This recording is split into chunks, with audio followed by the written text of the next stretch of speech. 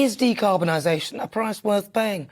Government figures have shown the complete decarbonisation of the UK's public sector buildings estimated to cost around about 25 to 30 billion pounds. Now, a number of new buildings can now have low carbon systems, such as heat pumps and solar panels.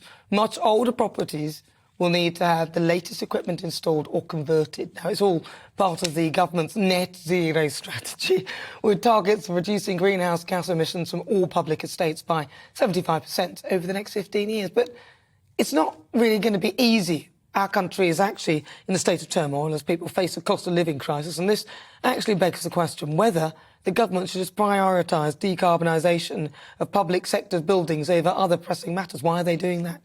So for the Great British Debate this hour, I'm asking, is decarbonisation a price worth paying? So to break this down further, I'm joined in the studio by Physicist Engineer Brian Catt. Wow, the cat is back. Yes, the yellow memo again. Summary, because it's horrible out there. I'm prouder than you. Brian, let's see. So let's talk about this. Decarbonisation, what the hell does it mean? Basically, it's a buzzword. It's an excuse. What's the word? A code word to use to justify everything that they do. We must decarbonise, we must decarbonise. Whereas, as you know from other discussions we've had, there's no actual proof that carbon dioxide has anything to do with climate change. But they say it does. They say that the CO2 in the atmosphere is causing global warming. That's what they're telling us. I don't know about the science. To me, it feels spurious, but that's what they're saying, which is why we don't want the carbon. Well, and that's not what we're talking about now. No. So we talk about it, but basically there is no science that supports that. Definitely. There's as much science that says the opposite. Okay. So should we be wasting tens of billions on it? No. Especially when we know that if you try to upgrade an old building, you will never get your money back. So if you can't persuade the public to do it and fund all the people, all the politicians' cronies who have the companies that do the work to convert the buildings. OK, so I get it. It's a lot of this, because a lot of those contracts, for example, Infosys, which Rishi Sunak's wife has a share in, her company have had about £500 million worth of public sector contracts. So you're saying that some of these contracts will go to these sort of people or people potentially. You may think that, I mean, that's possibly comment. But that's just I thought that's what you were implying. Absolutely, right. It is. So big companies that the whole point about what decarbonisation about is monetising the fear of climate change, which they basically educated people to believe in. So that's how you make your billions. If we were trying to do something positive with the money, we'd probably try to reduce the cost of energy. Right. But how do you go about taking the carbon out of the building then? So that's getting rid of the current things, so things that are gas-powered, stuff like that, isn't it? Get rid of the boilers, you have to put in the heat pump, you have to put in underfloor heating if it's an air-cooled system. So basically it's a horribly expensive thing to do to a building which was not built to the standards that are required in the first place. And we had this guy, what was it, John Grant, on some time ago, saying exactly that. He said, yes, it's very expensive, but energy is so expensive now, it might even make sense in a new build, but not in an old one. So the government is facing something, people basically saying, well, this is a stupid idea, I'm not going to do that. So what are they going to do? Oh, I know what, we'll just make the taxpayer pay to have it done in all our buildings. Well, of course, John's not here to confirm that, but he was here the other week, and he did say those things, so yeah.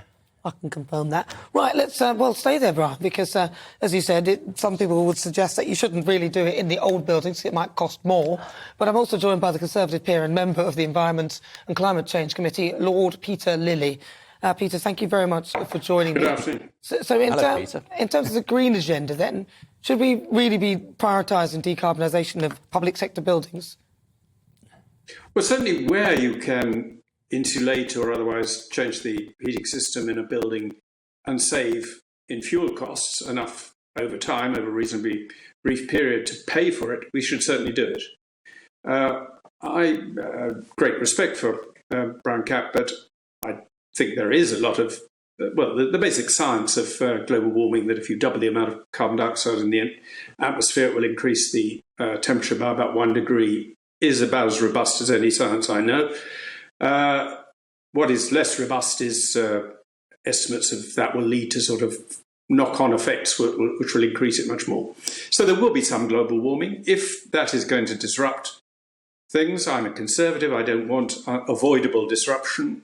if we can avoid an element of disruption that will come from climate change by mitigating climate change, we should take that into account and do it where it's cost effective, where the benefits in terms of fuel savings and other knock-on benefits exceed the costs. But we shouldn't just do it religiously and say, whatever the cost, we must do it in order to meet some arbitrary target.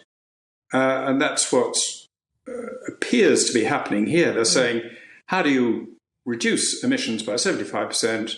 Oh, it'll cost 30 billion, let's spend 30 billion. But they haven't said, well, the benefits are going to be greater than 30 billion. If they're greater than 30 billion, do it. If they're not, don't.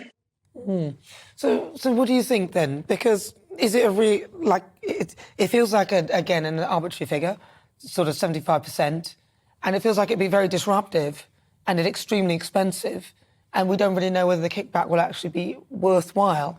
And ultimately, the British taxpayer will have to sum up the money for this.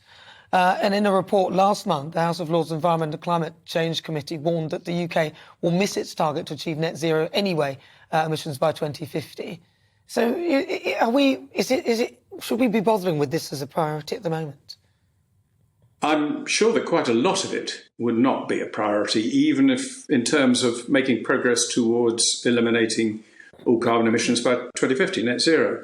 There are, as Brian said, a lot of buildings are very, very difficult to do. House of Parliament, for one, it was almost inconceivable you could make it energy efficient. So why not focus on things which can be made energy efficient first and leave the more difficult ones until last? That would seem to be sensible. I think, however, the government's saying, oh, well, we don't want to be criticised by virtue-seeking climate enthusiasts. They'll say, oh, you've got buildings in the public sector which are not energy efficient. You better spend whatever it takes, get rid of it.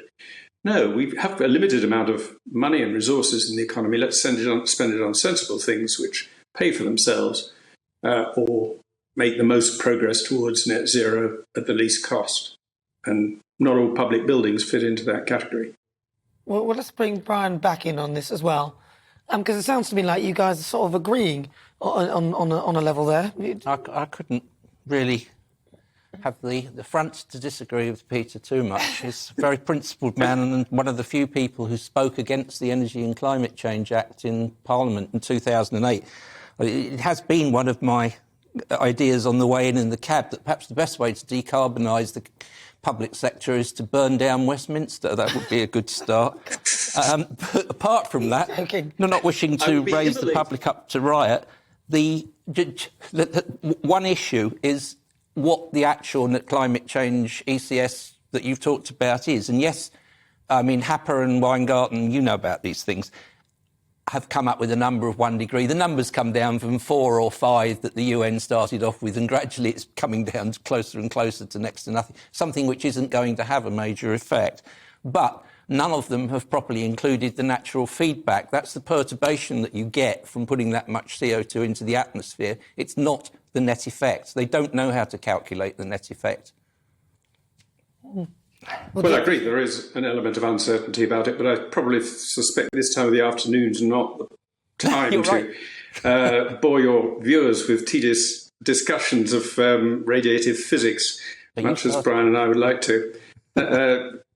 He mentioned I voted against the Climate Change Act. I did because I went to the House of Commons vote office to get the cost-benefit analysis that government are obliged to produce when a piece of legislation comes. And I was the only person to do so, I know, because they had to open the packet to give it to me. And it was unusual. It said the potential cost of the Climate Change Act was twice the maximum benefits. And all the costs would fall on the British people, and all the benefits would be distributed over the rest of the world. So I voted against it. I couldn't see how you could do otherwise, which didn't mean to say there weren't things you shouldn't do to decarbonise, but you should do things which were cost effective. And that's been my mantra ever since, and what I've been trying to get over this afternoon, that yes, where you can save money and save harm by insulating or changing your heating system in buildings or other things, do it. But if the costs exceed the benefit, go off and find something which is beneficial and spend your money on that. Well, Lord Peter Lilly, thank you very much for joining me as a Conservative peer and member of the Environment and Climate Change Committee. And also Brian Catt, physicist and engineer. So what do you think? Let's see what you've been saying. Sean says absolutely not. The government need to get their priorities straight and focus on the migrant crisis and dealing with our economy to spend 20 to 25 to 30 billion pounds in order to decarbonise public buildings in order to help reach the unrealistic legislative requirements by 2050 will once again cost the British taxpayer during an economic crisis. Hear, hear. Mike says yes, when China, USA, India and Russia stop using coal-fired power stations.